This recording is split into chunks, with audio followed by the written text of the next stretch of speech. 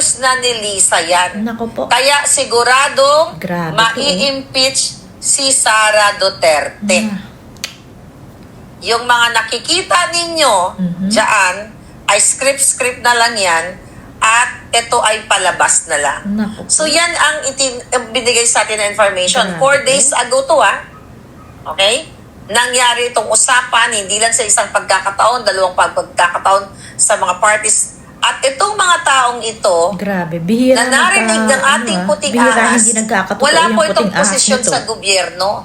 Ito lang yung taga-chismis ni Lisa Tanas, taga-hawak ng alak niya, taga-bigay ng pulburon. Ito na nga yung sinasabi ko, wala talagang saysay. Yang impeachment na yan. Kahit ano pang aral ni Pia Cayetano sa kaso, tama naman kahit yan. gaano pa kagaling si Atty. Gaano kagaling kung tapos na Gaano pa kagaling si Atty. Poa. Kahit gaano pa nasunog natin ang kanilang mga witnesses. Wala pa rin. Kahit ano pang klaseng typographical error na ginawa nila. Mga kababayan, script na lang ito dahil sabi nga, okay? Grabe. Mga kababayan, ng ating informante, nalinis na ni Lisa yan Wala 2 na. months Nalinis na, ago luto pa. na.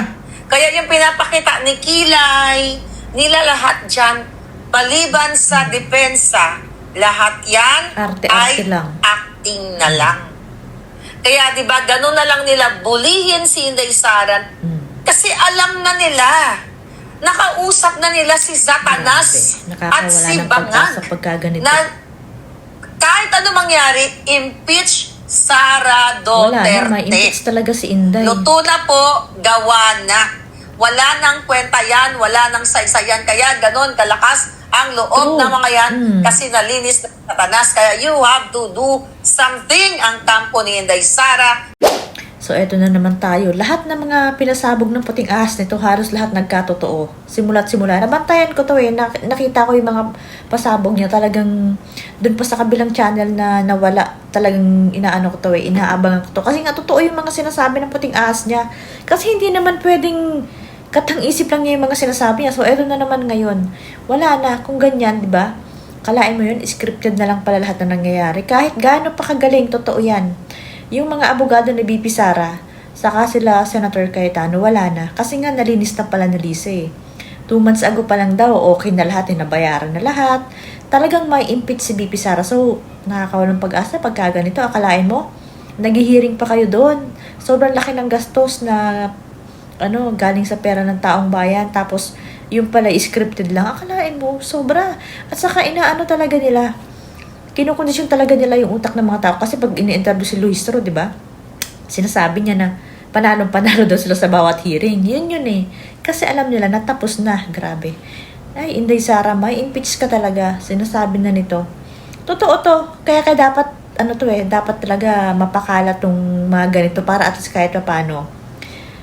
Sa bagay, wala naman silang takot Sabi ko nga, yung lahat ng sinisigaw nila, yung lahat ng sinisigaw na ayaw sa rally, yun yung ginagawa nila. Di ba? Parang sobrang nakakaloko na. Nalinis na ni Lisa yan. Grabe. Wala nang mag-aalsa. Dahil nakulong na nga yung tatay niya. Walang nangyari. Grabe. So proud daw sila dahil naayos na ni Lisa Tanas, nabayaran na ang lahat na bayaran, nabigyan na ng maleta, kaya etong napapanood natin na impeachment, scripted na lang yan. Hindi ako nagkamali, di ba? Kaya wala na pong kwenta yan. Wala na. Tapos na Narinig mismo ng ating puting ahas na sinabi, nalinis na ni Lisa yan. May iba pa bang Lisa Tanas? Si Lisa Tanas ang may control ng lahat. Siya naman talaga. Di ba sinabi ko naman sa inyo yon? Alright. So, kunwari na lang yung investigation. Pero, nakausap na ni Lisa Tanas at mayroong senador pa. Okay? May mga senador pa na tinatakot nila para bumaliktad. Well, obvious naman, nakita naman na natin yan. Mga bilyar. Diba? Okay. Naayos na ni Lisa yan. Kaya siguradong mai-impeach si Sara Duterte. Wala ng pag-asa pag hindi pa kikilos. Yung mga nakikita ninyo dyan ay script na lang yan at ito ay palabas na lang. So yan ang binigay sa atin na information. 4 days ago to okay? Nangyari itong usapan, hindi lang sa isang pagkakataon, dalawang pagkakataon sa mga parties. At itong mga taong ito, na narinig ng ating puting ahas, wala po itong posisyon sa gobyerno. Ito lang yung taga-chismis ni Satanas, Grabe, no? taga-hawak ng alak niya, taga-bigay ng pulburon. So itong mga to at gumagamit sa perks ng government wherever they go. Ito na nga yung sinasabi ko, wala talagang saysay. Wala na. Yung impeachment Luto na na yan. eh. Kahit ano pang aral ni Pia Cayetano, Yes, kahit anong sa kaso, kung kahit ganyan gaano nilinis pakagaling na si Atty. tinapos Sison, na, wala na. gaano pagagaling si Atty. Poa, True. kahit gaano pa nasunog natin ang kanilang mga witnesses. Naglolokohan na lang Kahit ano talaga. pang Grabe klaseng tong bangag na to. typographical error na ginawa nila. Mga kababayan, script na lang ito dahil sabi nga, okay? Mga kababayan, ng ating informante na linis na nilisat yan 2 months ago Ay, pa. naku. Kaya yung Advance pinapakita na ni advance. Kilay, nila lahat dyan, maliban sa depensa, lahat yan ay acting na lang. Naku po. Kaya 'di ba, ganun na lang nila bulihin si Inday Sara kasi alam na nila. Yes, syempre. Nakausap na nila si Tapos na eh. Satanas at si Bangag na kahit ano mangyari, impeach Sara Duterte. Yun eh. Luto na po, gawa na. Wala nang kwenta yan, wala nang saysayan. Kaya ganun kalakas ang loob ng mga yan True. kasi nalinis Yun ng yun Satanas. Kaya you have to do something. Ang kampo ni Inday Sara, yan po ang term. Liza fights to win no matter what. Okay? Kaya nila, kaya nga 'di ba meron na silang mga pinoprogram na nila kayo. Ang taong bayan nakapag nakulong like si Senator Marcoleta, si Jigo Isran, Senator Bato, baka si Senator Alan Cayetano, mamaya let's talk about Naku, susunod Senator na Alan si Cayetano. Senator Alan, You know, makukulong din kakasuhan yan. nila so wala nang matitira. Kayang-kaya nila yan. Kasi nalinis na nili Satanas. Naayos na. Nabayaran na ng male-maleta. Kaya I don't know anong pwede kong sabihin kay Inday Sara kasi lumalaban naman. You know, ang kanyang mga abogado. Pero dahil, tapos na. Scripted na lang yan. Kaya yung mga nagmamahal sa bayan, may nabasa ako, I think si General Yes, Pokis, na nanawagan, linggo-linggo na para sila. ang konteksto, kung huwag kayong Weekend. magstay as keyboard warrior or nasa Friday, Saturday, keyboard na or lang kayo, kung Sunday. ano yung bayan, mag-gather kayo, sumama kayo sa pagtitipon, Grabe, nakakawalang manindigan pag-asa. kayo. I Paano think na kung ganyan? wala na pong ibang solusyon. Kasi luto na eh. Inday Sara, luto Tapos na. Lutong-luto You have to do something, Day. Kainin ka na lang yung I mga don't yan. know. You know, hindi naman ako politikong tao. So, ayan. Paano na kung ganyan, di ba? Bibihira pumalya yung mga puting ahas nito ni Maharlika. Ang dami na niyang pinasabog simula pa lang dun sa yayariin si PRRD, dun sa KOJC. Sinabi niya yan lahat kasi tinimbre sa kanya yan ng puting ahas niya eh. Kasi hindi naman pwedeng gagawa-gawa lang yan ng imagination niya na para i-vlog niyang ganyan, di ba? Nasa ibang bansa siya. Talagang may mga nagre-report sa kanya na nasa Malacanang mismo. So, ayan, karamihan dyan nangyari na yung ginawa kay PRRD na talagang tapos yung gagawin sa mga Duterte, kay Pastor Kibuloy, yan, lahat yan, ang dami. Tapos pati nga yung mga, basta yung mga ginagawa ni Lisa na totoo. Talagang hindi lang siya sinasagot ni Lalisa kasi tahimik lang, ganun daw si Lisa, sabi ni Atty. Glenchong, parang hindi siya sasagot, gagamit siya ng tao para ipagtanggol sila, ganun. Tapos kung yan ang sinasabi nito na, kilala niya yan yung baklang alalay ni, ni Lisa Tanas na talagang taga-abot lang daw ng pulburon, ganun. Yun daw mismo ang nagsabi na wala nang mag-aalsa kasi nga nalinis na lahat ni Lisa. 2 months ago pa lang, nabayaran na lahat, scripted na lang, talagang may impeach ka BP Sara. Diba?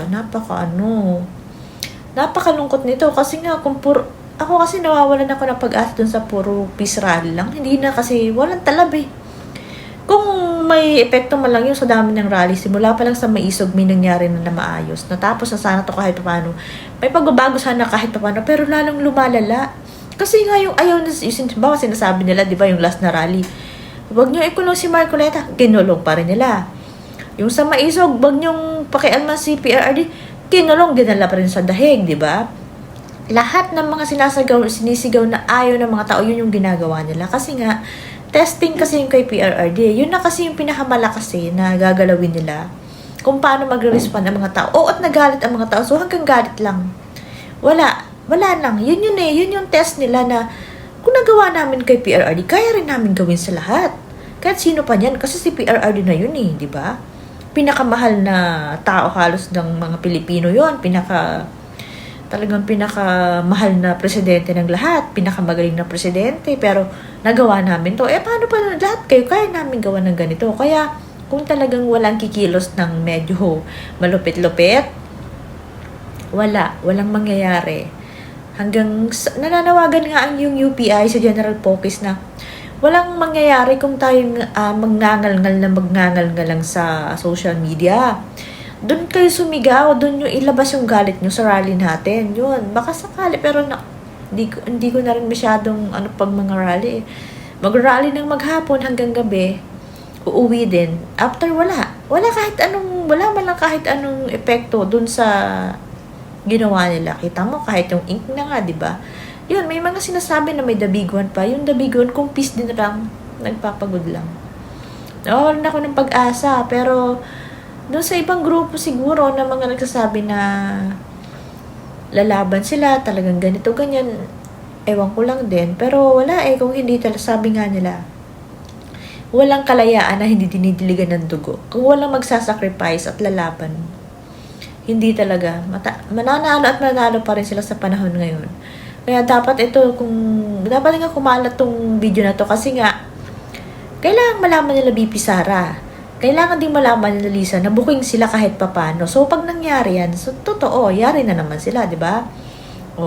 Talagang planado na pala Kasi nga, ang tatapang nila Talagang kahit bokyang-bokya yung mga testigo nila, ang tatapang pa rin nila, ang lakas ng loob. Kasi nga, nalinis na, naluto na, tapos na, scripted na ng lahat. Niloloko na lang talaga ang mga tao sa pera. Grabe yung perang ginagastos, tapos naglolokohan lang pala. Yun lang din pala. Dapat malaman to ng kampo ni BP Sara. Sasabihin nila na baka ito chismis lang. Kahit pa yung chismis, hindi yan lalabas kung, sabi nga kung walang apoy, walang usok, di ba? Hindi yan uusok kung walang apoy. At saka tingnan niyo yung mga sinabi nito noon pa nangyari. Hindi kayo nakinig. So, eto na tayo ngayon. Una pa lang, mag-isa tong nagyayaw-yaw na si Lisa ganito, gagawin to kay ganito. Walang naniwala sa kanya, tinatawanan lang siya, binabash pa nga siya ng ibang DDS vlogger Pero ayan, kita niyo ang nangyari ngayon, yung lahat ng mga sinabi niya, ito na yun. Yung nangyayari ngayon sa Pilipinas, yun, yung mga una pa lang niyang pinagsasabi nun. Kaya ako naniniwala ako dito sa puting ahas nito Kasi yung mga puting ahas niya, nasa Malacanang tao mismong nasa paligid nila Lisa.